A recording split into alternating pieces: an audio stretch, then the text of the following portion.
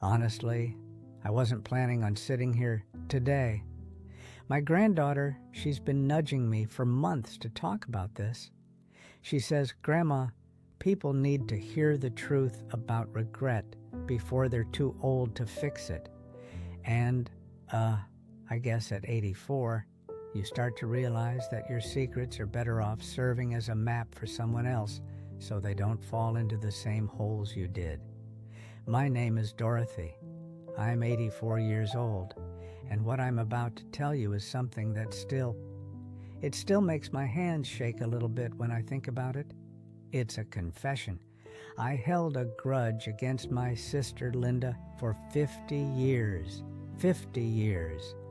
Half a century of walking this earth knowing she was out there and choosing every single morning not to call her.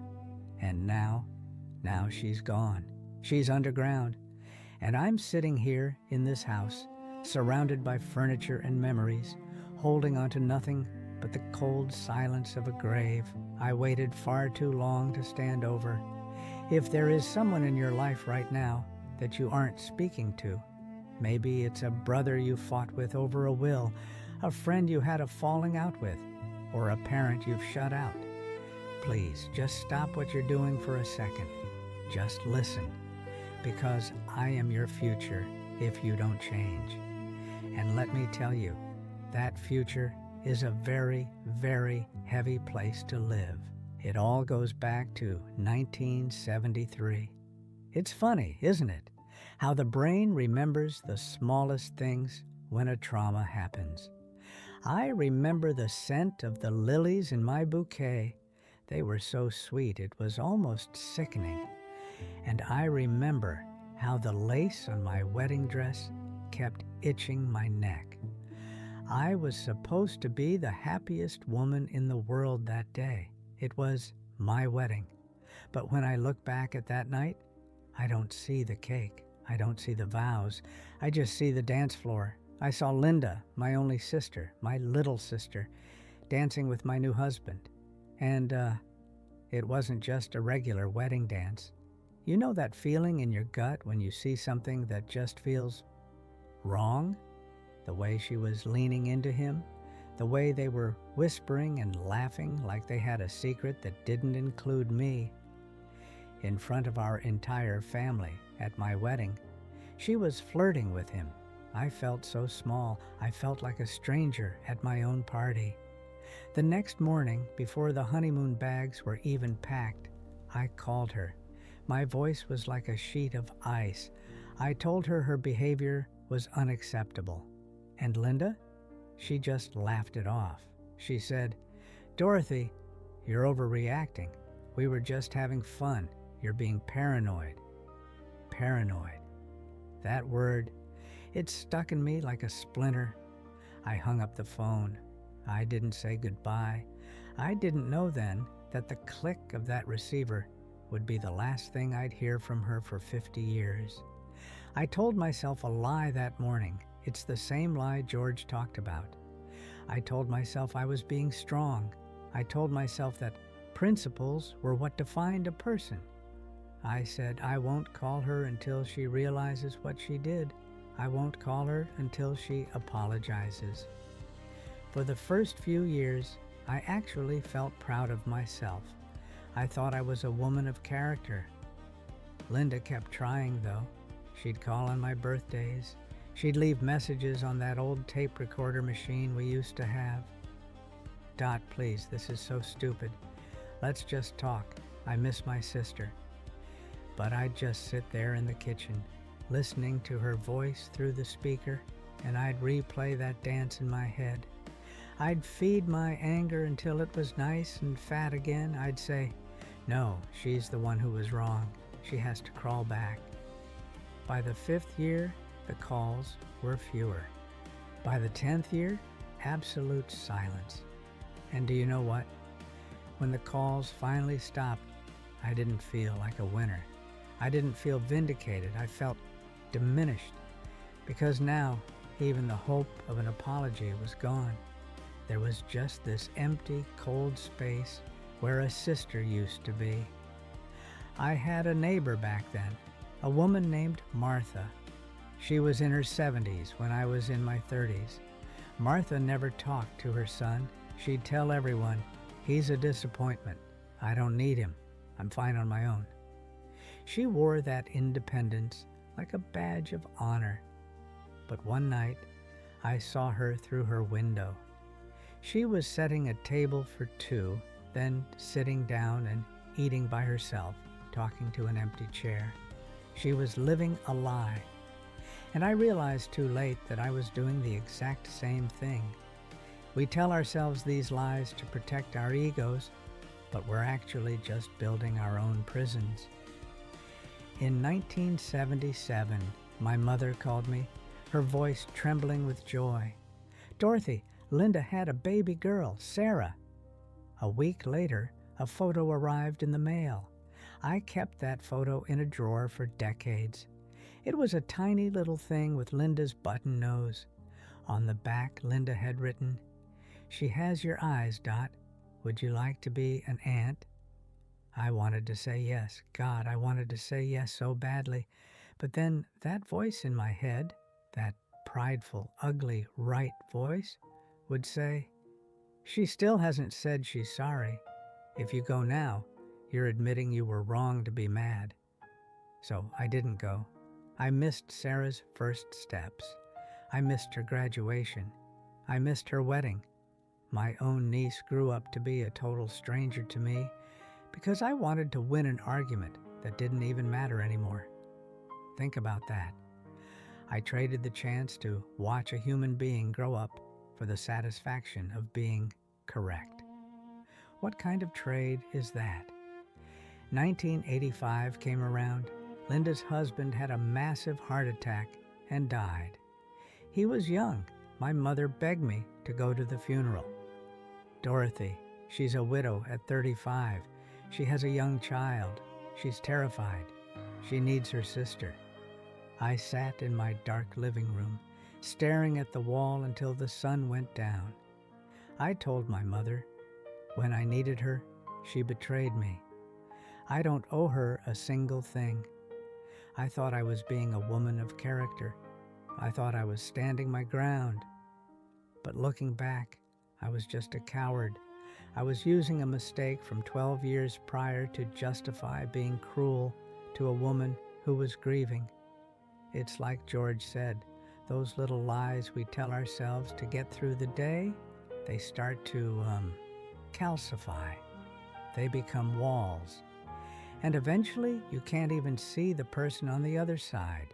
You just see the wall you built. In 2003, Linda got cancer, breast cancer.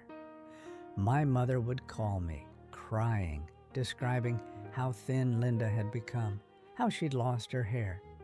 I'd lie awake at night, staring at the ceiling, wondering if she was scared. I'd wonder if she needed me to sit with her and watch old movies like we did when we were kids. My thumb would hover over the phone, but I'd stop.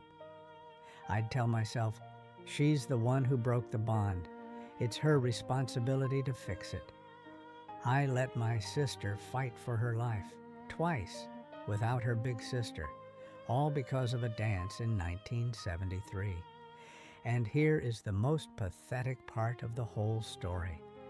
That husband of mine, the love of my life that I was so right about, we divorced 2 years after the wedding. He was a liar, a serial cheater, and a man who didn't have a lick of integrity. But the real kicker? I learned years later from my mother's old journals that he was actually the one who had been aggressively hitting on Linda that night. Linda had rejected him, but she hadn't told me because it was my wedding night. She didn't want to break my heart while I was wearing my white dress. She was trying to protect me, and I spent 50 years hating her for it. I lost my sister, the person who knew my childhood secrets, the person who shared my DNA, over a man who wasn't even worth 2 years of my time. It sounds like a bad movie when you say it out loud, But that's what pride does. It makes the absurd feel logical. May 2023, our mother died at 98. At the funeral, I finally saw her, Linda. She was 79, a frail old woman with snow-white hair and a cane. She looked so much like our mother, it actually hurt to look at her. We stood on opposite sides of the grave. We both cried. We both watched the casket go down, but we didn't speak. Even then, after 50 years, the habit of silence was too strong. 2 weeks later, Sarah, the niece I'd only seen in that one wrinkled photograph, called me. Her voice was a mirror of Linda's. She told me her mom had a massive stroke. I didn't think. I didn't check my principles. I just grabbed my keys and drove. When I got to the hospital, the smell of the bleach and the sound of the monitors brought me to my knees. There she was. She looked so small in that big hospital bed. She opened her eyes, saw me, and she didn't look angry. She didn't look like she wanted an apology. She just reached out a trembling, paper-thin hand. I grabbed it. I held it so tight, I thought I'd break it. I wanted to squeeze 50 years of missed hugs into that one moment. She whispered, "Dorothy, I'm so sorry. I should have been honest about him. I should have been a better sister. I just broke." I sobbed like a child. I said, "No, Linda, I'm the one who is sorry. I lost 50 years.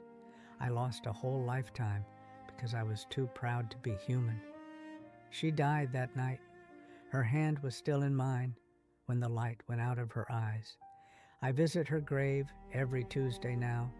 I bring her favorite flowers, not lilies. She hated lilies. And I talk to her. I tell her about the coffee I had. I tell her that Sarah's kids are growing up so fast, but the headstone doesn't answer. The dead don't care about your principles. They don't care who was right or who started it. If there is a name in your head right now, someone you haven't talked to in a long time, please, don't wait for the perfect moment. Don't wait for the apology that may never come. Just pick up the phone. Say, "I've been thinking about you." Say, "I miss you." Pride is a very cold thing to have at the end of your life. It won't keep you warm at night. It won't hold your hand when you're scared. I wasted 18,250 days being right, and all I have to show for it is an empty chair at my Thanksgiving table. Honestly, stop performing. Stop acting like you're fine being alone. We weren't built to be solitary creatures. We were built for connection, for messy, complicated, sometimes painful, but always honest connection. If this story made you feel something, maybe share it with someone who needs a nudge. Leave a comment about a truth you've been hiding or someone you need to reach out to. I'd recommend a couple of books that helped me realize all this. Unfortunately, I read them way too late. The Gifts of Imperfection by Brené Brown and Man's Search for Meaning by Viktor Frankl. Read them. Study them. Don't wait until you're 84 to realize that being right is the loneliest victory you'll ever win. Because one day eventually becomes never. And never is a very long time to live with a broken heart. Please, take it from an old woman who learned the hard way. Don't make my mistake.